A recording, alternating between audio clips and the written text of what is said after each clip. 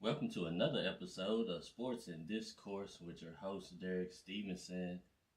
And on today's episode, we're going to recap Miami's devastating loss against Kentucky.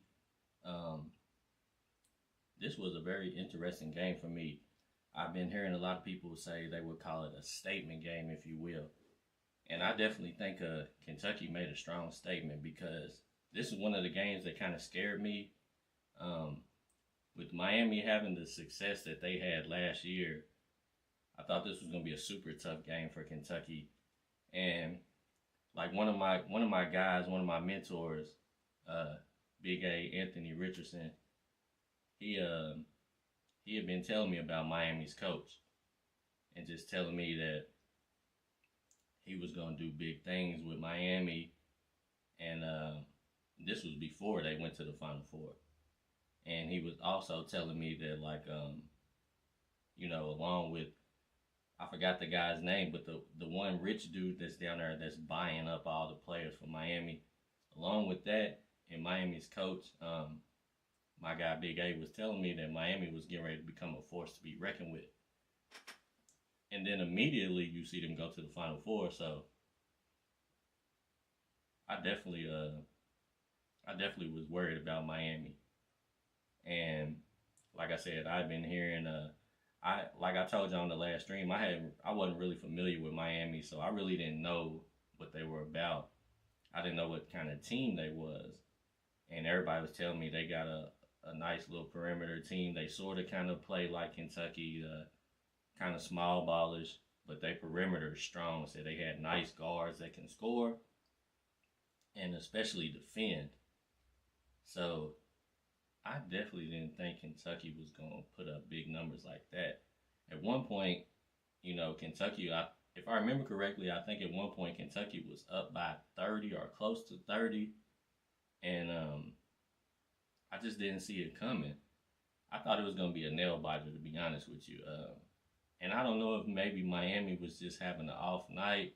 One of my other guys was telling me he thought Miami was fool's gold. Um, he was saying they hadn't played nobody or whatever the case may be. But I was still worried about the game just because of them having gone to the Final Four. And, Kentucky really, outside of playing Kansas, they haven't really been tested too much yet. And I was a little worried to see how they will bounce back against the next ranked opponent. And we all know that Kentucky has been struggling against ranked opponents a lot lately. So I was worried, man.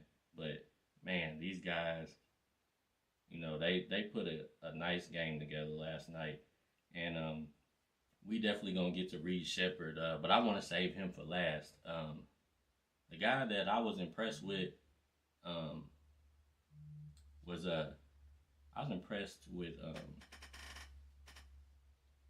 I was impressed with Trey Mitchell, of course. Trey just been always playing steady for us, and he kind of did what he always does. He he only actually shot 1 for 4 from threes, but he always spaces the floor for us. And the thing I like about Trey is Trey just is like a steady guy that I can always count on to make good decisions with the basketball. He seems to always get good spacing, whether he's on the perimeter or he's posting up. Like I remember one play where it just spoke to me about just his veteran leadership. He caught the ball on the post, and before he didn't just turn and make a move quickly. He kind of surveyed the situation. I think whatever the perimeter guard was that was close to him, he told him to scoot over a little bit just to give himself some more space, and then he made a nice move. And that's just the type of plays that I expect from Trey with him having so much experience. Um, so he just put another steady game together. But I just love his playmaking ability because when he gets the ball, he doesn't just automatically look to score. So he ended up with 7 assists along with his 14 points and his 5 boards. So I definitely, I was, it's like I kind of expect that out of Trey Mitchell at this point, but it's just good to see he's just been so consistent ever since he's been on this team. But the guy that surprised me that I was happy for was finally Justin Edwards seemed to have like a decent little breakout game. Kentucky Wildcats go. Kentucky basketball is back. That's what it feels like. It feels like we got one of those teams that I feel like can compete with everybody, and I think they're gonna be a joy to watch this year. Cause I feel like they ain't even really scratched the surface yet. I feel like they still got a lot of growing to do. We still got some players that once we can get everybody to play at a consistent level, because there's still a couple of guys that really aren't consistent yet. But I feel like once we get the whole team playing consistent, we're gonna be dangerous. And like I was just saying, I was happy to see Justin Edwards finally have a decent game, because he's one of those guys that just has the scary potential. Like I've always said, I think he has the most upside for when he goes to the NBA, just because of his height. He's a decent shooter right now, but I could see him becoming a good shooter.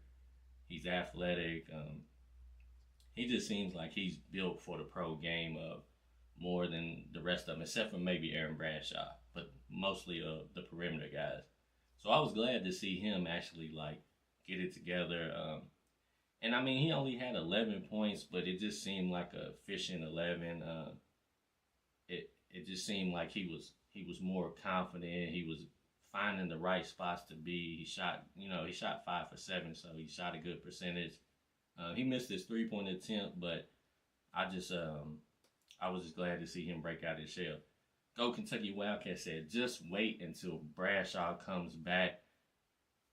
I'm telling you, they could be scary when Bradshaw comes back, because I know can't really put too much stock in it, but all the reports that I'm hearing so far, that Bradshaw is really looking like that dude in practice. They're saying he was erasing shots, around the basket, which is what we've been missing so far. So we definitely need that. And they were saying that his step, he's stepping down the floor, hitting his jumper. So from what I'm hearing, Bradshaw looked like he immediately stepped into practice and was that dude. Like he was immediately impacting the team. So as much as I love, Trey Mitchell, we got to work Bradshaw in there. But one thing that I like about the combination of them two, I just hope that if Calipari does play both of them together, I hope he doesn't crowd them up like he normally does with his two big men. I hope that he still lets us play this like sort of small ballish perimeter based game. I feel like even whether it's Bradshaw or Trey Mitchell down on the block, the other one could be on the perimeter, and as long as they both crash the glass after the shot, I feel like they'll definitely they can definitely still play the same type of game. Go Kentucky Wildcats said, did you watch that warm-up video that KRS posted yesterday? Nah, I didn't, but thanks for telling me about that. I'm going to go check it out as soon as I get off stream. Kentucky Beyond the Game said, are we talking about UNC versus Tennessee? No, we are not talking about that, man. That's my guy, Nephew Q, North Carolina fan, unfortunately.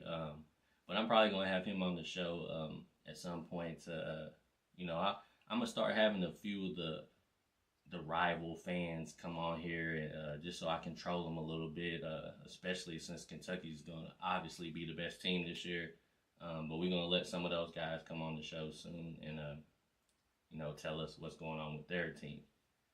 But yeah, I'm definitely gonna check that video out of Bradshaw, because I feel like obviously I want Onyenso back as well, just because Onyenso just looked like he's going to eventually be an elite shot blocker. And that's one of the things that Kentucky is, they need one of those ones that's going to get you like the 3 to 5 range. And, we've had several of those over the years. Isaiah Jackson, Stein, Noel, Anthony Davis,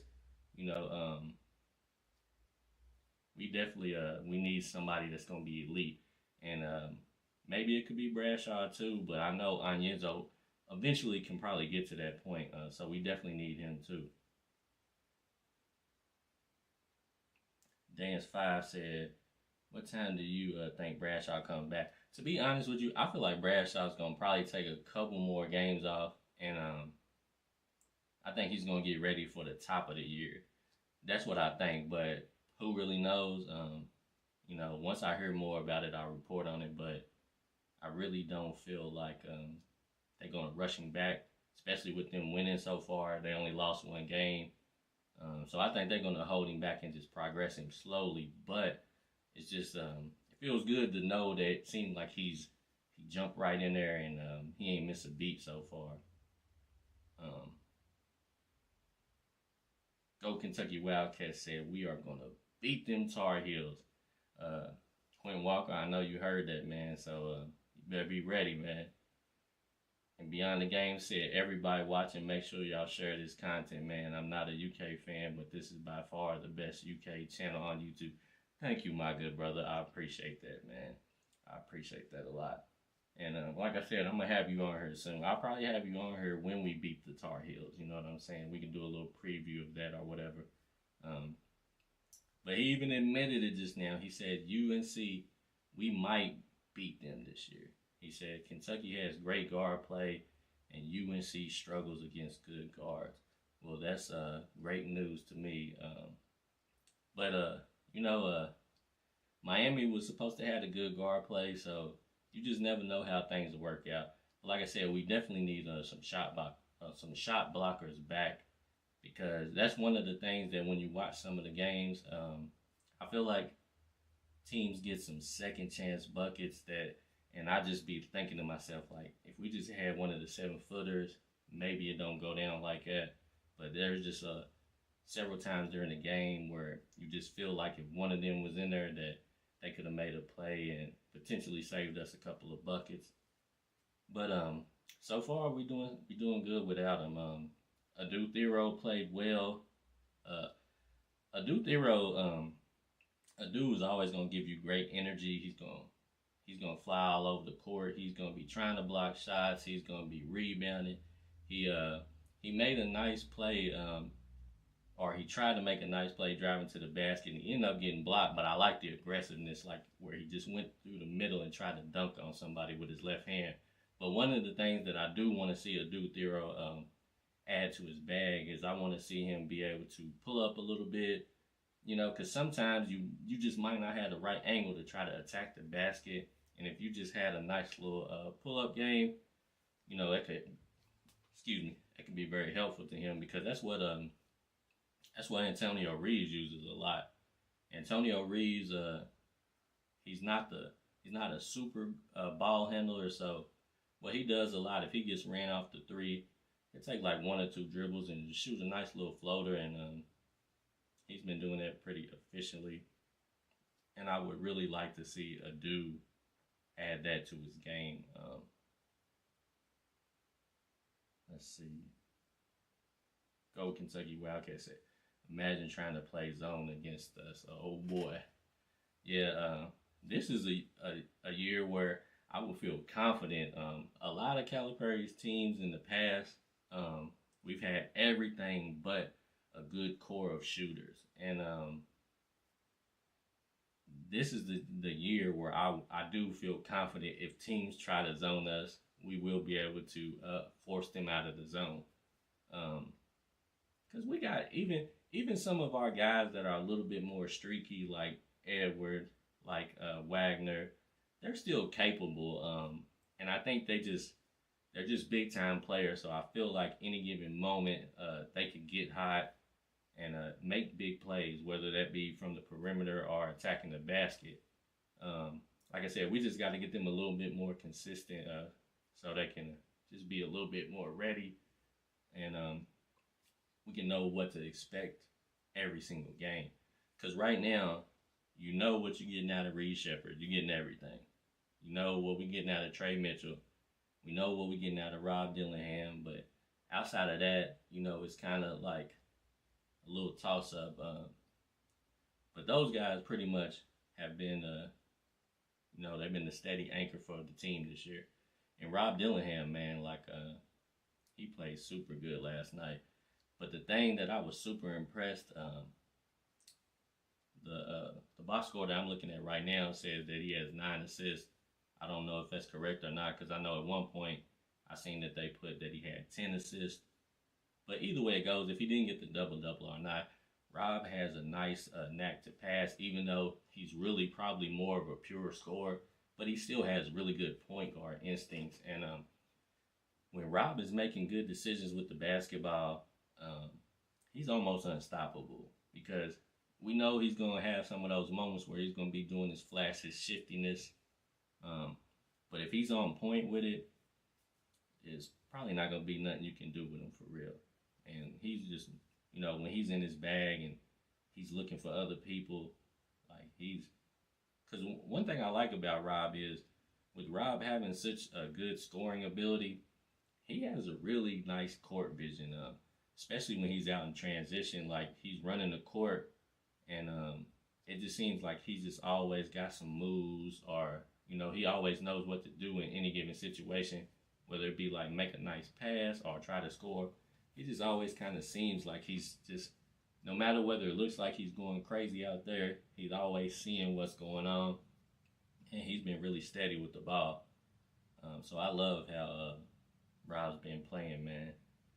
But let's go on and get into it, man. So our guy, Reed Sheppard, man, I'm trying to tell y'all, Reed Sheppard may possibly be the best freshman in the country. He's definitely the most steadiest. And as far as, even if I compare him to some of the great freshmen that Calipari's had in his era of coaching at Kentucky, Reed Sheppard is moving up that ladder really quickly. And it's not so much of just the scoring, because Calipari's had a lot of guys that can get you some buckets. But when you look at the totality of Reed's game, Reed kind of like, he's like an all-purpose like machine out there, man. Like he's blocking shots, he's hitting the three, he's rebounding, he's getting assists, he's low turnovers. Like Reed is like I'm super surprised that he's this good, this quick. A lot of people obviously they compare him to Tyler Hero, and we all know why. But hold on, my guy Mark Burke said, "Can we make these kids wear high top?" He said DJ was wearing lows and has an ankle injury. This happens every year. Yeah, it's crazy because I think no athletes really want to wear high top shoes anymore. And I think Nike and other basketball companies are trying to make the technology more advanced so that it can be more protective. But it's still hard to keep these guys from having these ankle injuries. And I know one thing's for sure, they never going to go back to wearing ankle braces. Like when I played basketball in high school, they forced us to wear those goofy ankle braces. And I hated wearing those things.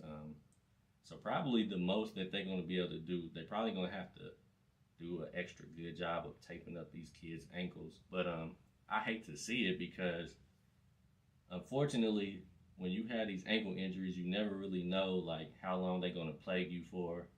So hopefully he'll get back quick. But yeah, man, I definitely hate to see that because I feel like he needed to have that second game after his breakout game, and he needed to have another one to bounce back to get his confidence going up even higher. Let me see what he did before he went out with his injury. He ended up with 5 points. He wasn't really playing that well, but he had a couple of nice flashes in the game where he made some good moves. And if he would have ended up getting to play more, he only played 10 minutes. So if he would have ended up getting to play more, who knows what he would have done. But back to my guy Reed, though, man. It's crazy because at one point, Reed Sheppard was ranked 15th in the country as far as his freshman class. And I know a lot of people probably was looking at it like, why is he ranked this high? And eventually his ranking started dropping lower and lower and lower. I think at one point he dropped all the way down to like 35th. And, obviously seeing what we see now, I think when they had him ranked at 15, I think that was the correct ranking, all right? Maybe you could even go a little higher than that because I'm starting to see more pro potential than I thought I would see this quickly. I always thought Reed had an outside shot of being in the NBA, but now I'm pretty sure it's not going to take long. I don't know if he's going to go this year, but if he has a few more of these types of games, especially against the top level competition, I feel like it's going to be hard to keep Reed from really getting in that discussion of jumping in that one and done mix itself because, like I was saying, everybody compares him to Tyler Hero. We already know why. Uh, and I think Tyler Hero maybe has more of a a killer instinct on offense as far as like he has more of a drive to be a elite scorer. But I don't know if he's better than Reed Shepard, especially not at this point. And I wonder how much Reed Shepard could do if he really just had that green light to just go get it. Because on this team, it's kind of like there's not really any player that they just get a ball to that really has that green light. Calipari just wants it to flow, and he wants it to end up wherever it ends up, based on just them making the right plays. And but Reed shoots super efficient, man. And I know if he was forcing the ball, his shooting percentages and stuff would go down a little bit. But who knows what this boy could do if he's really turned loose? He had a few games in high school where he definitely did big numbers, so he definitely he's used to going big. But I'm just starting to look at him now, and I'm like, man, this kid doing everything out there. Um, Go Kentucky Wildcats said personally he thinks he is a one and done. I'm starting to lean that way. Like I said, I thought we would have him 2 to 3 years, but I'm starting to rethink that a lot because he's just doing everything. Like the kid's just making stuff happen. Like he's shooting a high percentage, he's hitting threes, and it's not even just like you know wide open threes. It's like sometimes he's just coming down with that confidence and just making a couple dribbles and pulling up on dudes like shooting NBA range threes. Like Reed is kind of like turning into that dude. Like his confidence is super high, and realistically, as much as I love DJ, as much as I love Edwards, Reed Shepard and Dillingham should be starting, man. Like we gotta just be honest about that. Like they're just when them two dudes is out there, especially together, it's a super like nice combination because they both kind of like combo guards that can do a little bit of both, and they kind of like feed off of each other real well. Um, they just, I don't know, for some reason when they out there, they just get busy. So realistically, they both should be starting. But I'm really actually happy that neither one of them is really making a fuss out of it. At least they aren't in public. I don't know what they may be saying or what they may be feeling behind closed doors, but definitely they're sacrificing for the team, and it just goes to show what type of guys they are, man. Like they probably could both get more numbers. Like Rob Dillingham only played 22 minutes. Shepard did play 30, but Rob only played 22 minutes. So who knows what he would do if he was playing 30 plus minutes a game, man. You never know, but they definitely they've been balling, man. Mark Burke said, I'm hoping his love for Kentucky will keep him here, but I do think he could leave if he wants to. Talking about Reed Shepard. Yeah, man, definitely. Uh, I just feel like the boy just plays so polished. Um, so I'm looking at him and I'm like, man, if this is the most raw, uncut version of him, imagine when he really gets it together, when he's really confident, when he really is on that professional level, man, he's gonna be an efficient ball player. Because I just was shocked that he was gonna be this good on defense, and he may end up breaking the steals record. I mean, because I think right now, or at least before last game, I think he was averaging like 3 steals a game or something like that. And I think that was more than Rondo was averaging. So, and we know Rondo was a pest on defense. So this boy just, the fact that he's playing high level defense, that's the only thing that I was really worried about. Um, so who knows? He might be out of here. Go Kentucky Wildcats said that Reed and Rob connection is awesome. It is, man. It is. Nick Bill said that's prime NIL land right there. never have true freshmen from Kentucky as good as Reed. I agree with you. He said the NIL needs to come in clutch and keep him here with the big bag. That's a good point. He could become like a legend to Kentucky, and they definitely do need to try to keep him here. And that's probably the only way they're gonna be able to do it. But I think if they did offer him a nice bag, I think he loves Kentucky enough. I think he would enjoy playing with it being his team. Because at the end of the day, even though he's playing the best on the team, this team is not really his team. He's just not really considered the guy. Because, like you said, speaking of the NIL, you got DJ Wagner, who's the face of Drake's Nocta brand for Nike. He kind of was that forgotten guy.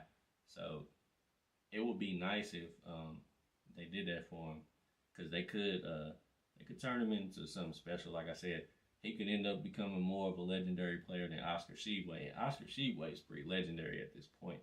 But Reed could definitely, like you said, being from Kentucky, he could go down as one of the greats that ever played at this program.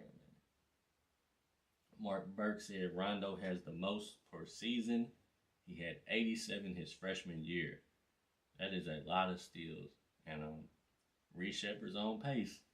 He's on pace. So we'll see what he ends up doing. But he might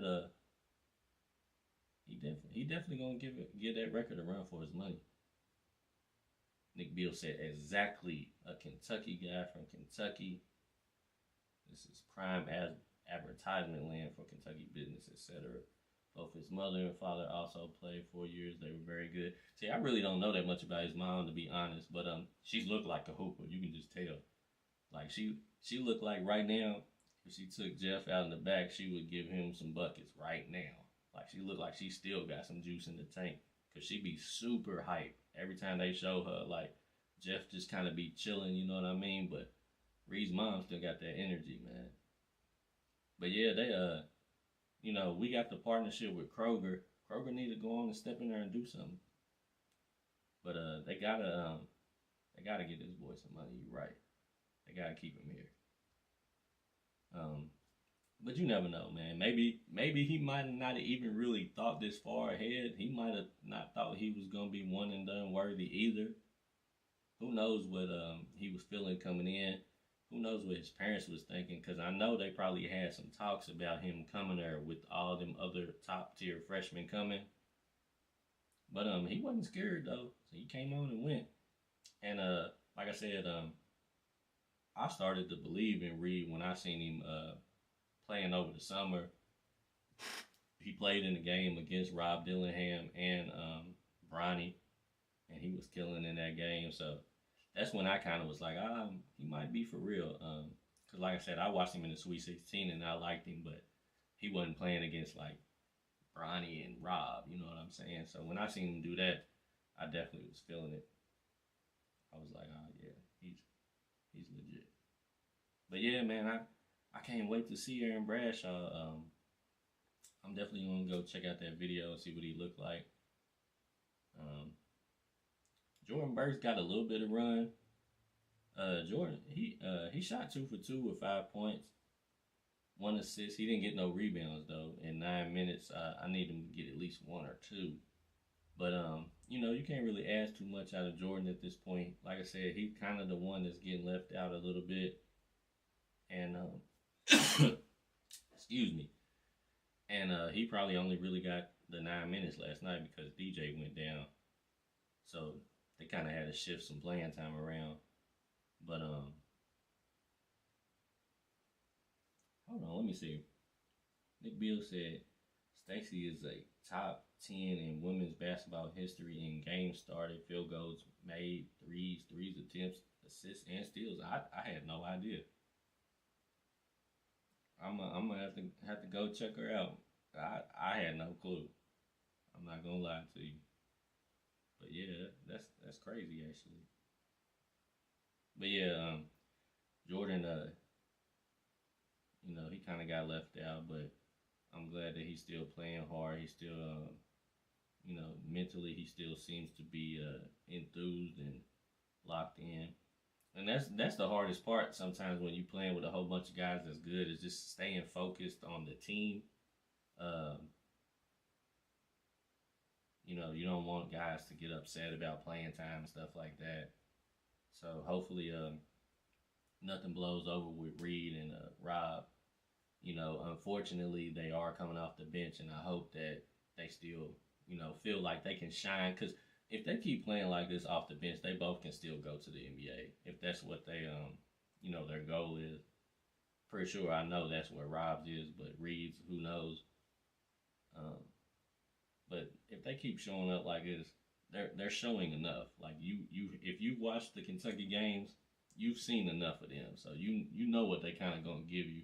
You just gotta see if they can consistently do it against everybody, which so far so good. Go Kentucky Wildcats said Bradshaw jump shot is looking nice. Yeah. See, I knew I had heard that Bradshaw could shoot a little bit, and I seen some clips of him on Instagram where he was working out, and he looked like he had a pretty good jump shot. But you know, it was just clips here and there. But yeah, definitely. I know he had been saying that he wanted to be a stretch big man, so I'm pretty sure that you know he probably got a nice jumper. So yeah, I can't wait to see what he does. Mark Burke said Reed has a deal with Fort Bank. Um, you don't know if it's true, but he heard that he split the money with his teammates. Wow, that's crazy if he did that, man. But you know, I don't know what his situation is. His dad, I don't know how much money his parents might have. So he might be cool for real. So whatever money that he got from Ford, he might not have needed it. But that's that's really noble of him if he did. You know what I'm saying? Because I'm not gonna lie to you, I wouldn't have split the money. You know, I might have gave up a little bit, but split, I don't know. Because everybody on that team is probably getting a little bit of money, so it's probably really not necessary to do too much splitting. I mean, I think DJ had a deal with the car dealership, and they let him rent the Bentley or Rolls Royce or whatever it was, lease it. You know what I'm saying? So, but that's dope if Reed, you know, if he's just that kind of guy. But it wouldn't surprise me because he just seems like one of them type of dudes, man. Because he's just for the team, man. Like he's doing everything on the court, and maybe that just reflects his whole personality, man. Like he's just about, you know, trying to make everybody better, which he has been doing.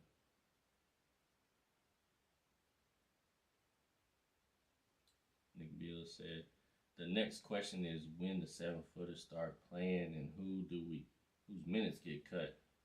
And he said he likes Adu and Trey out there. Same with Reeves. Yeah, unfortunately, I do think Adu's minutes will go back a little bit. Um, like I was saying earlier, I think if Trey plays with one of the 7-footers, I think Trey will still be able to play perimeter-based basketball because Trey's one of our best shooters. So even if they switch, like if Bradshaw and Trey is out there, they might switch. You know, one of them will hit the post one play, and one of them will play on the perimeter, and then they'll change it up here and there.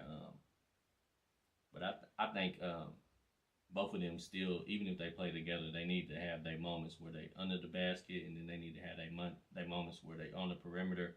But if they both out there, I would love to see them both crash the glass because that's the only thing that when you watch sometimes when Trey Mitchell gets open jumpers, nobody crashes the glass because everybody's so used to being on the perimeter. So if Trey's shooting the ball, it's pretty much he's going to hit or the other team is getting a defensive rebound. So if one of the other 7-footers could be under there, then maybe we might get some more offensive possessions.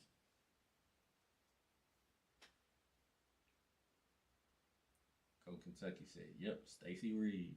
Yeah, I'm gonna check her out, see what she's about." Antonio Reeves, man, I ain't talked too much about him, but he had a nice little 18, solid little 18, 7 for 12, one for 3 from threes. But there was one time where he was shooting in the corner, and he had like a wide open three, and he passed it up for some reason and took like a dribble, stepped in to shoot like a mid range, but it was like a long mid range. And that was kind of weird to me to see him do that because Coach Ty in the building. Coach Ty, I hope you're feeling better, man. I know you've been kind of sick lately. So prayers up for you, man. Get yourself back together, man, so you can coach Tate's Creek to all them victories. But yeah, back to Antonio Reeves. He was standing in the corner one time, and he like for some like I don't even know why he just stepped in and shot a long mid range. That was just a little I don't know. It was just shocking to see him do that. Normally he's all about the three ball, but the one thing that I would like to see Antonio Reeves work on is his change of direction a little bit because sometimes I feel like he gets cut off, and if he just worked on his ball handling a little bit better, I feel like he could still have some opportunities to score. But he's just gonna have to learn a couple more counter moves. But when he would do the simple moves and like he would take a dribble or two and then shoot the floaters, he was efficient with them. So he's still, like I said, he's still playing well. He had, I think it was the one bad game where he was, I forgot what game it was, but it might have been the Kansas game where he was, he was shooting pretty bad. But outside of that, he's been pretty steady. So definitely, liking what I'm seeing so far. But anyways, man, that pretty much wraps it up. I appreciate y'all for checking in with me. Last night I was just super tired, man. Like I had to get up at 4 in the morning and go to work.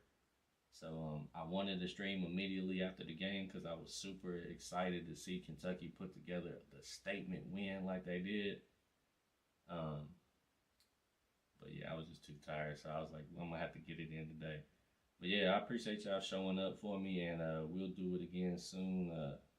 Like I said, I'm gonna try to get it in after every single game, and just more often in general.